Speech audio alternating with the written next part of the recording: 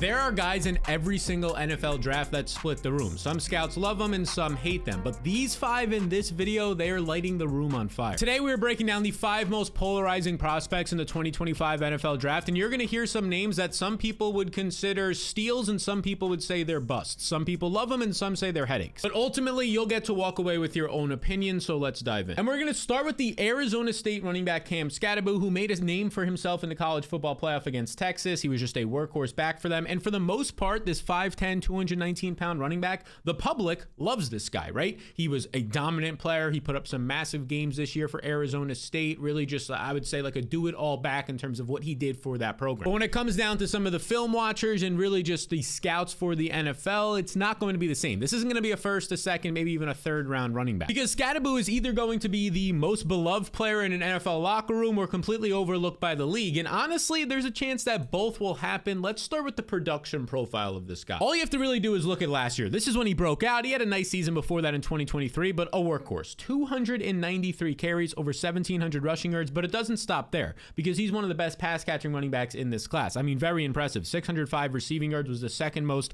amongst any running back last year. A 14% target share is elite for a college back. I mean, this guy put up 2,316 total yards last year. And like I said, he was a do-it-all back for this Arizona State team that did get to the college football playoff. You can see here, he even threw a 42-yard touchdown in this game. You scroll down to what he did overall, took on 30 carries, 143 yards, multiple touchdowns. Also led the team with 8 catches for 99 receiving yards, including a 62-yard reception. There was a wheel route as well in that game that went for a big play. I mean, he did it all for them, and because of that game specifically and what he did in these primetime slots, a lot of the public loves this guy and his story. Because he plays with like the fire and tenacity of like a linebacker on defense, while also he has the demeanor of a veteran running back. Skattebo fights through contact. He lowers his pad level like a bowling ball and has a crazy feel in space, but there are some flaws, and those flaws are real. He fumbled 10 times in 3 college seasons. He lacks top-end breakaway speeds. Defenders catch up to him often, and he's taken on a massive workload in college, so there could be some concerns about his overall durability coming into the league. And then there's his pass protection. Like, given his size, you would think it would be a little bit better, but it's pretty spotty. His technique definitely needs work. So the question becomes, what do we do with a guy like this, who's becoming a divisive player in terms of how the fans and the scouts view him? Well, he's not going to be any type of combine star, right? He didn't even run the 40 time. Some people speculated that he was trying to put on a lot of weight, as most players do across different positions, to kind of just bulk up and look bigger, and then at their pro day, they'll slim down to try and run a faster time. But what he did show at the pro day was his burst, so I don't really know if I buy that narrative, because his jumps were great. 89th percentile, especially at his size, around 215 to 220 pounds, is really solid. Like, he doesn't have the elite speed traits on film or on paper, but it was good to see those jumps at the combine. But at the end of the day, sure, the speed's not there. It's not there for a lot of NFL running backs. I mean, Josh Jacobs, Kyron Williams, these guys are still great in the NFL, but what he does is he just plays the running back position better than 95% of people. It's really that simple at the end of the day. So my verdict is that Skattebo is your classic day 3 running back who carves out a real role in the NFL and maybe even steals a backfield in 2025. On the flip side, he could flame out due to athleticism and ball security concerns, but one thing is for sure, coaches are going to love this guy. Now let's move from the running back to the wide receiver position, and we're going to look at Luther Burden out of Missouri. He's a 6', 206-pound wide receiver. He was coming in before this college football season started as like a potential first-round pick in the draft, and now he's become a very divisive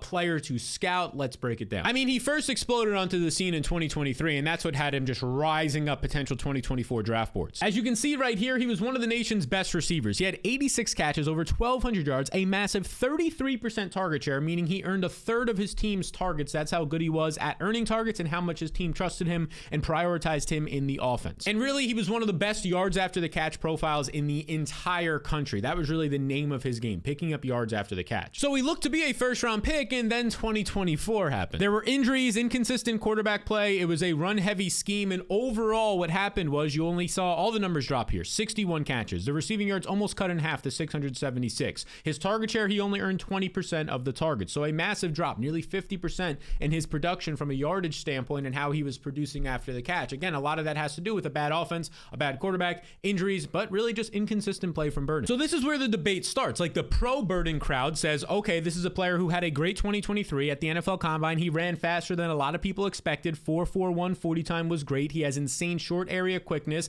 and an 85% catch rate. He had reliable hands and he produced after the catch. That's their take. And they say that he looks more like a running back in open space than a receiver. He's basically a human pinball. That's why people are comparing him to the likes of like a Deebo Samuel, someone who they scheme touches for, and he can be very explosive after the catch. So the people people who do like Luther Burden say that once he gets to the next level in an NFL system and he gets experience there, especially with hopefully a better quarterback, things can really explode like we saw in 2023. But the skeptics do make some good points. They say that his route tree is literally shallow. I mean, 75% of his career receptions come within 10 yards of the line of scrimmage. He hasn't proven that he can win outside, and he rarely faced press coverage during his college time. So this comes down to, is he just like a dynamic slot player, a limited role player? That's where the questions and the divisiveness start to come into play. So the verdict for me is that if you believe in Luther Burden, you are betting on his yards after the catch traits translating to the NFL. And if you're fading him, you're thinking that he's a gadget guy with a clear traditional role. I think this is a player that I do want to take a bet on in the second round of NFL drafts. Let's stick with the wide receiver position for this next polarizing prospect and go to the Ole Miss wide receiver, Trey Harris, a 6'2", 205-pound wide receiver. Similar to Burden, was being comped as like one of the best 5 wide receivers in the draft class.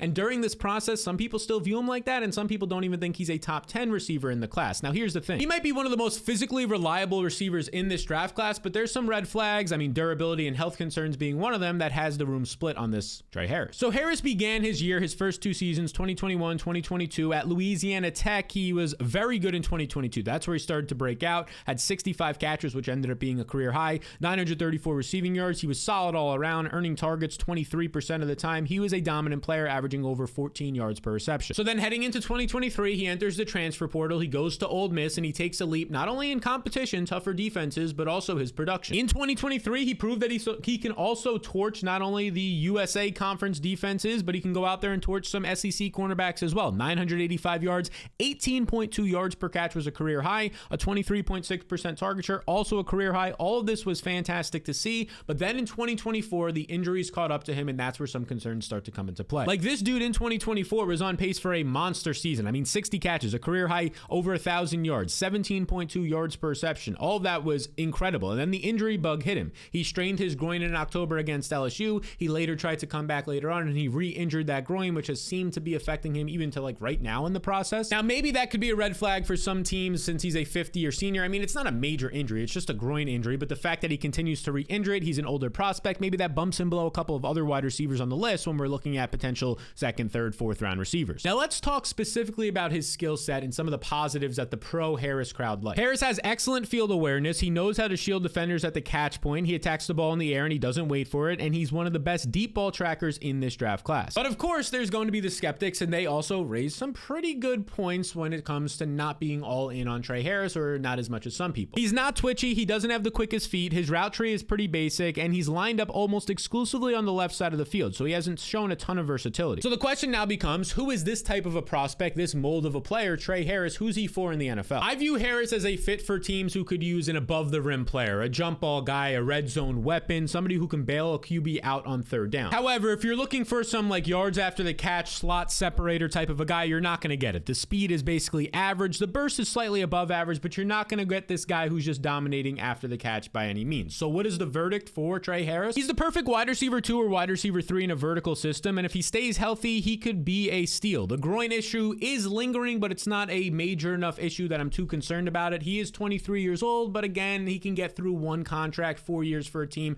and then even sign another contract after that. He's not extremely old. All right, next up, we're going to the quarterback position. I mean, you've all heard the name, no doubt about it. The 23-year-old quarterback, Shedeur Sanders, likely first-round pick. Just how high will he go? Some people say he's the best quarterback in the class, should be the #1 overall pick, and some people say he shouldn't even go in the first round. So obviously a very polarizing player for many reasons. Again, people think he is an NFL-ready quarterback, and some people think he's a day 2, third-round pick. So obviously we have to break this down. Let's start with the resume. He started his first 2 years at Jackson State, where he was an efficient quarterback, albeit against not good competition, and then he ends up transferring to Colorado in 2023, where he breaks out onto the scene. Him, Travis Hunter, Deion Sanders, they take the college football scene by just the reins, and they absolutely take it over. 3,200 yards, 7.5 yards per attempt. All of that looks really good. He looked like a quality player, threw 27 touchdowns. Despite being behind one of the worst offensive lines in football, he got sacked 52 times in 2023. And the craziest part, despite being behind that bad offensive line, always being rushed, being under pressure, he still looked composed. He was able to move through his reads, he threw with anticipation, and he consistently delivered accurate passes. His deep ball is a thing of beauty. His pocket presence is mature, and he's got the it factor, if you want, for a franchise quarterback to bring some stuff to your organization, really just put butts in seats. He has that added benefit. So now the question is, why do some people, I don't want to say hate him, but dislike him to the point where they don't view him as a first-round talent? They don't view him as a top 10 pick. They say that this is just another NFL backup QB. Well, the one big thing is he holds onto the ball way too long, and he's not a natural improviser. improviser or a rusher like maybe a Caleb Williams or a Jaden Daniels were in last year's class. And with his dad, Coach Deion Prime Sanders, running the show, well, you're going to get some media noise that some teams just don't want to deal with, or maybe some negative publicity because of that. I think it's overrated, but that's part of the puzzle here. Now, there are questions about his overall mobility, especially when his dad was very athletic in Deion Sanders. It doesn't really translate to Shedeur's game. He's not a threat in that aspect, which could limit some playbooks compared to other quarterbacks that you might want to draft. So overall, the verdict for me on Shedeur Sanders is that if he lands with a patient coaching staff and a solid O-line, he could become a Dak Prescott level quarterback. But if he's thrown into a bad environment too early with too much pressure, well, that spotlight and really like sack issues could become an issue. Now, before we move on to the prospect who I believe is the most polarizing player in this draft class, I got to let you know about one thing. Most fantasy football players at this point in the calendar year, they fall asleep. They stop paying attention. They don't tune back in until August or heck, the first week of September, and that's a big mistake. Obviously, you're watching this, so you're not one of them, but if you want to make sure that you stay up to date ahead of your league mates and that you're always one step ahead when August comes, you're 10 steps ahead of them, 20 steps ahead, you can sign up for my free newsletter, The Fantasy Club. 40,000 other readers are on here right now, which means some of your league mates might be on here. And the whole goal of this is to make you a smarter, more informed fantasy player in just 4 minutes or less per week. You can sign up for free right now with the QR code on the screen or just by clicking the link in the description below. In just 4 minutes per week, you'll be the smartest fantasy player in your league. Now, the player that I believe is the most polarizing prospect in this year's draft class is Isaiah Bond. He's the type of prospect that when you watch his film, you start to fall in love, but there's a lot of reasons why people are not liking the 5'11", 180-pound prospect out of Texas. Okay, for starters, he shows up to the NFL Combine, and he has a little bit of cockiness to him, but you kind of need that, right? If you're going out there at the wide receiver position, everybody's got a little bit of flair to them, and he says he's going to break the 40 time. He doesn't break it. He runs a 4.39 40 time, which is great. Then he goes to his pro day a couple weeks later, and he runs a 4.35 40 time, which is great, but he didn't run 4.2, so people are now saying, yeah, you know what? He didn't do what he said he was going to go out to do. Okay, so what? The guy was bold. And when you watch his film, you see that he's dynamic in the short space. He's quick. He's twitchy. He has all these explosive characteristics. But then on the flip side, when you watch some of his film, he's also raw in a lot of areas. He's inconsistent, and he doesn't always play up to his potential. So let's break down this guy's college career. He spent his first 2 years, he is a junior coming out early at Alabama, in a very tough program in 2023. Despite being against some other top competition over there, he still has 48 catches, a career high 668 yards, earns a 23% target share, 24% right here, as you can see, 23.7